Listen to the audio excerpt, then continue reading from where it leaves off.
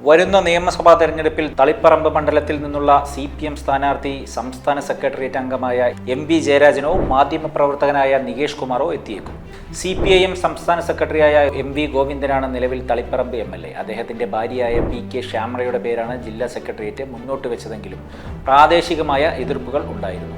അതിനാൽ ഒത്തുതീർപ്പ് സ്ഥാനാർത്ഥിയായി MV ജയരാജനെ നിർദ്ദേശിക്കുവാനായി സംസ്ഥാന നേതൃത്വം നിർബന്ധിതരാകുകയായിരുന്നു. KK ശൈലജ പേരാവൂരിൽ മത്സരിക്കുവാൻ തയ്യാറായതോടുകൂടി ജില്ലയിൽ വനിതാ പ്രാതിനിധ്യവുമായി. വനിതാ സ്ഥാനാർത്ഥി എന്ന നിലയിലായിരുന്നു ശ്യാമളയെ പരിഗണിച്ചത്. ഇതിനിടെ രാവിലെ MV ജയരാജൻ ക്ലിഫ് ഹൗസിൽ മുഖ്യമന്ത്രിയെ കണ്ട് ചർച്ച നടത്തി. ഇന്ന് ചേരുന്ന സംസ്ഥാന സെക്രട്ടേറിയറ്റിൽ ഇതു സംബന്ധിച്ച അവസാന ധാരണ ഉണ്ടായേക്കും. പാർട്ടി ഘടകങ്ങളിൽ സജീവമാണ് ശ്യാമളയെങ്കിലും സംസ്ഥാന സെക്രട്ടറിയുടെ ഭാര്യയെ അദ്ദേഹം ഒഴിയുന്ന മണ്ഡലത്തിൽ സ്ഥാനാർത്ഥിയാക്കുക എന്നത് CPM രീതിയല്ല എന്ന് ചൂണ്ടിക്കാട്ടിയാണ് സമൂഹ മാധ്യമങ്ങളിൽ ഉൾപ്പെടെ വിമർശനം ഉയർന്നത്. മുൻ MLA A. ജെയിംസ് മാത്യുവിൻ്റെ ഭാര്യയായ സുകന്യയുടെ പേരാണ് ജില്ലാ സെക്രട്ടേറിയറ്റിൽ ആദ്യം ഉയർന്നതെങ്കിലും പിന്നീട് ശ്യാമളയിലേക്ക് എത്തുകയായിരുന്നു.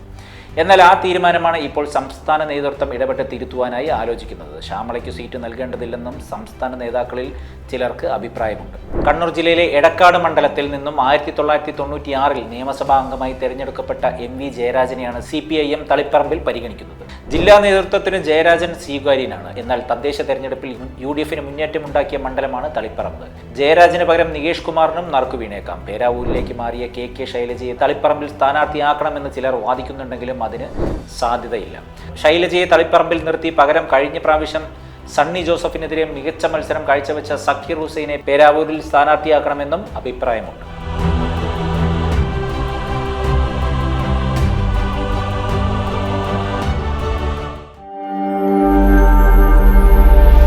നാഷൻ ന്യൂസ് ലൈവ്, സത്യം, ചരിത്രം, വർത്തമാനം.